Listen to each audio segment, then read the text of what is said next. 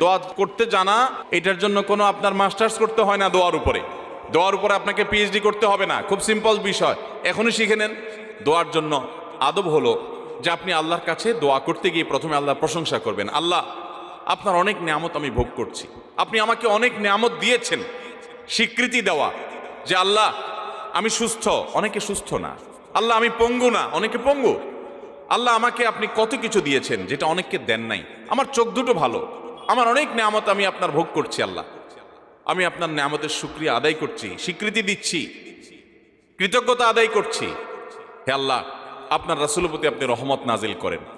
আপনি যদি লম্বা চড়া বিস্তারিত না বলতে পারেন, আপনি সূরা ফাতিহাটা পড়েন, আলহামদুলিল্লাহ রাব্বিল, আল্লাহর প্রশংসা সেখানে হয়ে গেছে, আলহামদুলিল্লাহ রাব্বিল আলামিন পড়েন, দুরূদ শরীফ পড়েন, বাস।